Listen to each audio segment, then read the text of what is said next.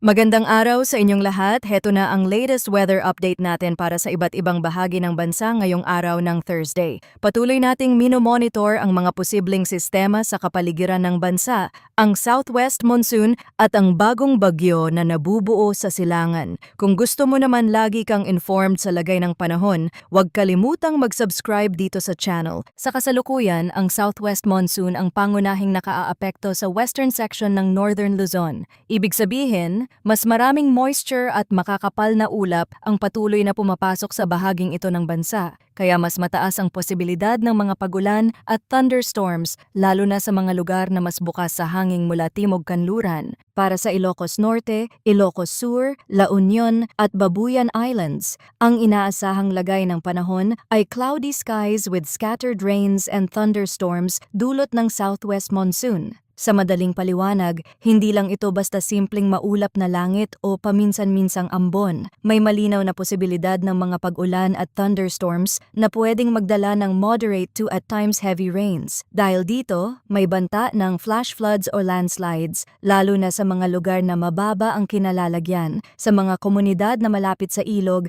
at sa mga paanan ng bundok o gilid ng matataas na bahagi ng lupa. Kaya para sa mga nasa Ilocos Norte, Ilocos Sur, La Union at Babuyan Islands, mahalagang manatiling alerto dahil kahit hindi tuloy-tuloy ang pinakamalakas na ulan sa buong araw, pwedeng sapat ang ilang oras ng mas matinding buhos para magdulot ng seryosong problema. Sa Ilocos Norte at Ilocos Sur, mahalagang tandaan na ang southwest monsoon ay may kakayahang magdala ng makapal at moisture mula sa karagatan. Kaya kahit may mga oras na tila bahagyang humihina ang ulan, hindi ito otomatikong nangangahulugang tapos na ang masamang panahon para sa buong araw. Kung nananatiling makapal ang ulap at mabigat ang pakiramdam ng hangin, posible pa ring sumunod ang panibagong pag-ulan at thunderstorm sa mga susunod na oras. Sa La Union naman, hindi rin dapat maliitin ang epekto ng southwest monsoon dahil ang lokasyon nito sa kanlurang bahagi ng Luzon ang dahilan kung bakit mas lantad ito sa hanging may dalang moisture. Sa Babuyan Islands, mas kailangang maging maingat hindi lang dahil sa pag-ulan, kundi dahil ang mga pulo at baybaying lugar ay mas mabilis nakakaramdam ng pagbabago sa lagay ng panahon at dagat. Para naman sa Batanes, ang inaasahang lagay ng panahon ay cloudy skies with scattered rains and isolated thunderstorms dulot ng frontal system. Ibig sabihin, may isa pang weather system na nakaaapekto sa bahaging ito ng extreme northern Luzon. Sa mas simpleng paliwanag, pwedeng makaranas ang Batanes ng makulimlim na kalangitan at mga pag-ulan na may pagkakataong sasamahan ng isolated thunderstorms. At dahil moderate to at times heavy rains din ang posibleng maranasan, may banta rin ng flash floods or landslides. Kaya para sa mga nasa Batanes, mahalagang maging handa sa pabago-bagong lagay ng panahon, lalo na kapag mas dumidilim ang kalangitan at mas lumalakas ang ulan sa loob lamang ng maikling panahon. Sa Metro Manila at sa nalalabing bahagi ng bansa, ang inaasahang lagay ng panahon ay partly cloudy to cloudy skies with isolated rain showers or thunderstorms dulot ng localized thunderstorms. Meaning, maraming lugar ang pwedeng magsimula ang araw na medyo maaliwalas, may init at tila tahimik ang lagay ng panahon. Pero habang tumatagal ang oras at mas umiinit ang paligid,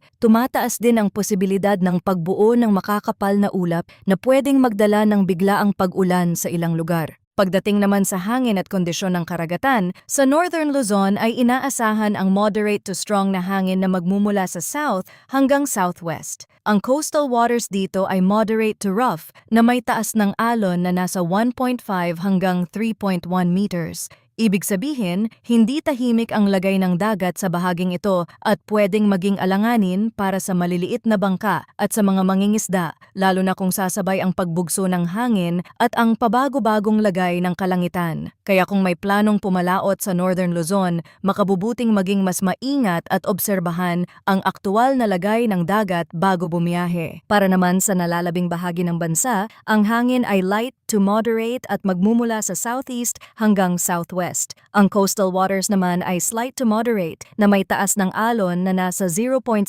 hanggang 1.5 meters. Sa pangkalahatan, hindi pa ito indikasyon ng pinakamasamang kondisyon sa dagat pero hindi pa rin ito dahilan para maging pabaya.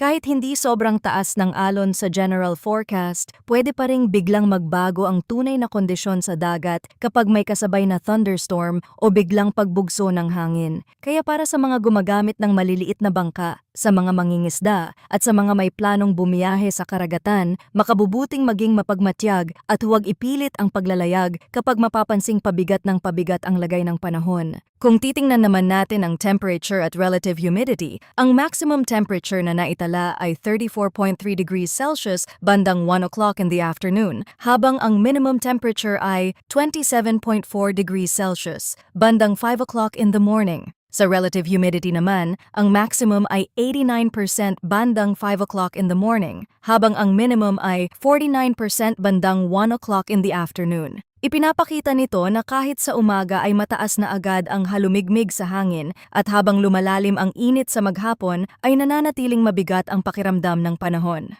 Ang ganitong kombinasyon ng init at moisture sa atmosphere ay isa sa mga dahilan kung bakit pwedeng mas madaling mabuo ang localized thunderstorms sa maraming bahagi ng bansa.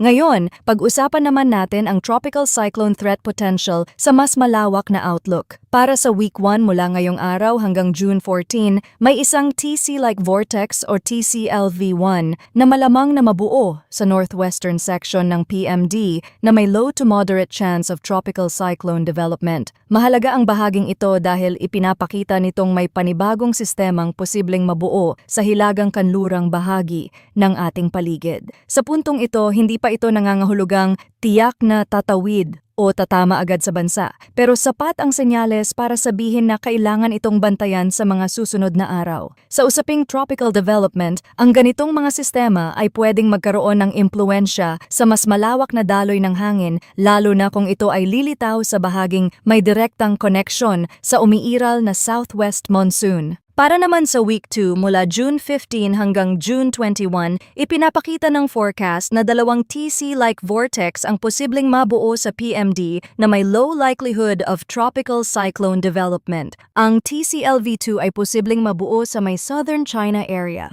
habang ang TCLV3 naman ay inaasahang lilitaw sa southeastern part ng PAR sa week 2. Ibig sabihin, sa mas malawak na pananaw, hindi lang isa kundi dalawang posibleng development ang binabantayan sa mga susunod na araw. Kung sisilipin natin ito gamit ang ibang weather model, ang bagyo o sistemang posibleng manggaling sa silangan ay mas mataas ang chance ng development batay sa long-range forecast. May mga member model na nagpapakita na ito ay lalakas at lalapit sa kalupaan. Pero sa ngayon hindi pa sigurado kung ito ay tatama sa kalupaan o magre-recurve. Iyan ang isa sa pinakamahalagang paalala sa kasalukuyang outlook. May mga senyales ng posibleng development sa silangan, pero hindi pa sapat ang kasalukuyang datos para sabihing tiyak na tiyak ang magiging direksyon at magiging lakas nito. Sa ganitong sitwasyon, ang tamang pagtingin ay maagang pagbabantay, hindi agarang konklusyon. Pwedeng magbago ang track, pwedeng lumakas, pwedeng humina, at pwede ring hindi mag-landfall. Kaya sa ngayon, ang pinakamahalaga ay ang patuloy na pag-monitor